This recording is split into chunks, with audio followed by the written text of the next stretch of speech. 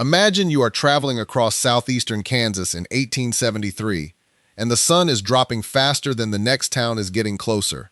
A small roadside house offers food, supplies, and a place to rest. You sit at a table beside a canvas divider and assume the family on the other side is simply preparing dinner.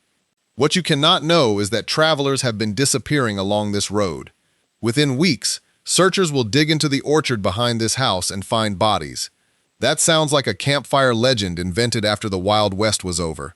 It was not, and the documents behind it are only the beginning. These stories are not ghost tales, movie inventions, or rumors repeated because they sound good. Each one is anchored to something unusually concrete: a newspaper published at the time, a survivor's photograph, a dying man's diary, a military letter, a court file, or even a forensic autopsy. The unsettling part is that the records are often darker than the legend. The family at that Kansas table became known as the Bloody Benders. John Bender, his wife, and the two younger adults living with them operated a small inn and store along the Osage Mission Trail near Cherryvale. Travelers could buy a meal, sleep for the night, or rest before continuing across the prairie. Later accounts described a canvas partition near the dining area and a trapdoor in the floor. Because the Benders fled before a trial could test every accusation, the exact mechanics of each killing should be treated carefully. What is not uncertain is what searchers found after the family disappeared. In March 1873, physician William York vanished while traveling through the area. His brother Alexander York, a Kansas state senator and Civil War veteran, organized a search for him. By early May, the Bender property had been abandoned. Investigators began digging. They found William York and other missing travelers buried on the property. University of Kansas researchers now summarize the documented victim count as at least 11 people murdered between 1871 and 1873. The national press reacted almost immediately. The June 7, 1873 issue of Harper's Weekly printed illustrations of the Bender cabin and William York's grave. The strangest part came after the discovery. The Benders were gone. Rewards, posses, arrests, and decades of claimed sightings never produced a final, proven account of what happened to the family. That mystery still has enough physical history behind it that University of Kansas anthropologist Lauren Norman led an archaeological field school on the property in the summer of 2024. More than 150 years later, researchers were still looking for evidence beneath the ground. The Benders are remembered as monsters hiding behind frontier hospitality.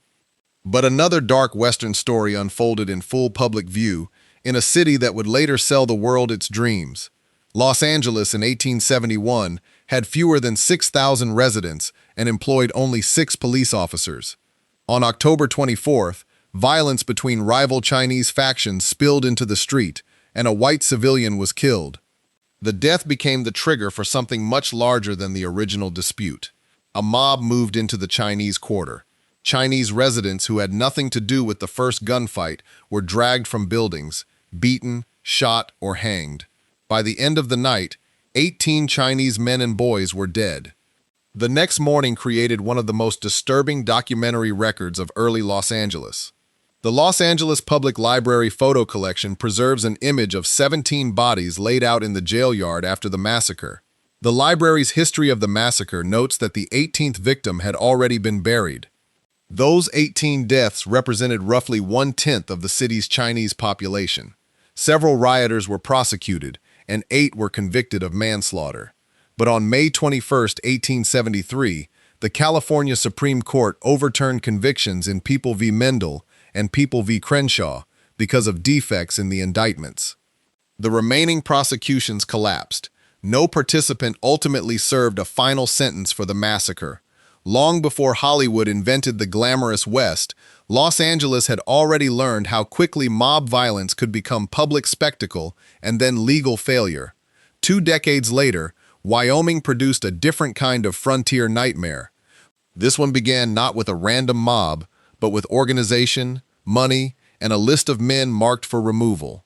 In April 1892, a force of 52 men entered Johnson County, Wyoming.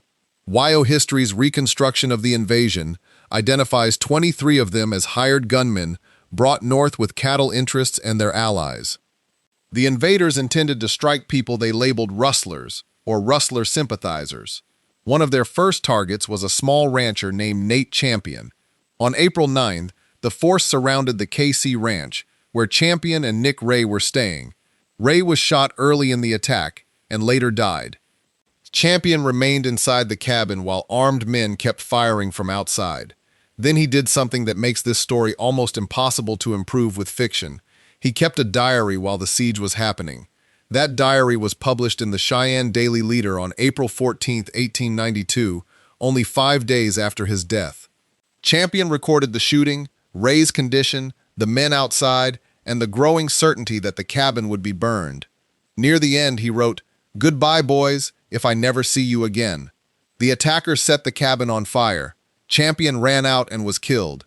But the invasion did not end the way its organizers expected. News reached Buffalo, and a large local posse surrounded the invaders at the TA Ranch. Federal troops intervened before the confrontation became another massacre. The invaders were taken into custody. They were charged, but the case never reached a full trial, and the prosecutions collapsed. The dark surprise of the Johnson County War is not that cattlemen and suspected rustlers fought. It is that private wealth helped assemble an armed expedition inside the United States, while the man they killed left a minute-by-minute written record from inside the burning target. Not every dark story of the West can be told as a feud between armed men. At Sand Creek in Colorado Territory, the people facing the attack included families who believed they were waiting for peace negotiations. Chief Black Kettle and other Cheyenne and Arapaho leaders had been communicating with United States officials at Fort Lyon. By November 1864, roughly 750 Cheyenne and Arapaho people were camped along Sand Creek. On the morning of November 29th, Colonel John Chivington led 675 Colorado volunteer soldiers toward the village. The National Park Service now records about 230 Cheyenne and Arapaho dead, with well over half of them women and children. One reason the historical record is so powerful is that some American soldiers refused to participate. Captain Silas Soule commanded Company D of the 1st Colorado Cavalry. He ordered his men not to join the killing. On December 14, 1864, Soule wrote a letter to Major Edward Wynkoop describing what he had witnessed. That letter survives as a first-hand document and is now preserved and interpreted by the National Park Service and History Colorado. Soule's account helped expose the difference between the official language of victory and what soldiers on the ground had actually seen. Congress's Joint Committee on the Conduct of the War investigated Sand Creek in 1865 and condemned Chivington's actions. The massacre became a turning point in relations between the United States and Cheyenne and Arapaho communities. For the people who survived it, the consequences lasted far beyond one morning. The Wild West is often sold as a place where law was weak because government was far away. The Spring Creek raid shows that violence could continue even after courts, telephones, prosecutors, and a state government were already present. By 1909, cattlemen and sheepmen had been fighting over Wyoming's public range for years. Sheep raids had destroyed flocks, camps, and lives, yet attackers had repeatedly escaped conviction. On April 2, 1909, 7 cowmen attacked a sheep camp near Spring Creek, south of Ten Sleep. They killed 3 men, kidnapped 2 others, killed sheepdogs and dozens of sheep, and destroyed property. John W. Davis's history of the case draws heavily on surviving prosecution material from Bighorn County Attorney Percy Metz. Those papers are now held in the American Heritage Center at the University of Wyoming. This time, the investigation did not disappear into frontier intimidation. 2 of the raiders turned state's evidence. Prosecutors used eyewitness testimony, photographs, maps, and admissions made by the attackers. On November 11, 1909, a jury convicted Herbert Brink of first-degree murder. 4 other defendants later pleaded guilty, while the 2 cooperating raiders received immunity. The convictions mattered beyond one case. WeO History notes that after 1909, only 2 minor sheep raids occurred in the state, and no one was injured in either. The frontier did not end because everyone suddenly became peaceful. Sometimes it ended because a jury finally did what earlier juries had failed to do. Another Western massacre began with a wagon train that believed it had been offered a way out. In September 1857, the Baker-Fancher Immigrant Company was traveling through Utah Territory toward California. The territory was already tense because President James Buchanan had sent federal troops toward Utah during the conflict later called the Utah War. Local fear, militant rhetoric, rumors, and bad decisions created an atmosphere in which the immigrants became targets. A southern Utah territorial militia made up of Latter-day Saints, assisted by American Indians they had recruited, attacked the wagon train at Mountain Meadows. After days of siege, militia leaders used a false truce to draw the immigrants out of their defensive position. The historical essay published by the Church of Jesus Christ of Latter-day Saints itself describes what followed as a deliberate massacre. It states that about 120 men, women, and children were killed. Only 17 small children were spared. The same church history essay states that an express rider returned 2 days after the massacre, carrying a letter from Brigham Young, instructing local leaders not to interfere with the immigrants and to let them pass. That does not erase the climate of fear or the actions of local leaders. But it is an important distinction between documented responsibility and later claims that the massacre had been directly ordered from Salt Lake City. Federal officers began investigating the site in 1859. Brevet Major James H. Carleton's report to the U.S. Army and Congress described human remains still exposed nearly 2 years after the killings. Only one participant, John D. Lee, was ultimately convicted and executed for the massacre. On March 23, 1877, Lee was taken back to Mountain Meadows and executed by firing squad.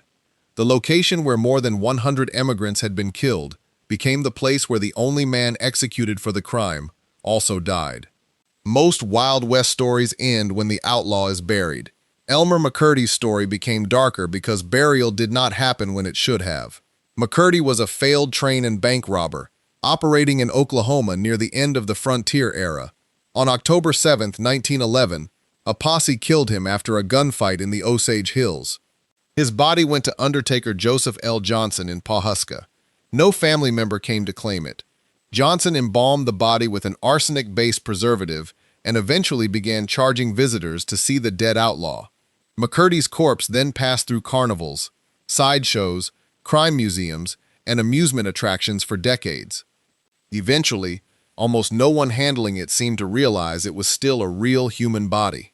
On December 8, 1976, a television production crew working at the Pike Amusement Zone in Long Beach tried to move what appeared to be a mannequin.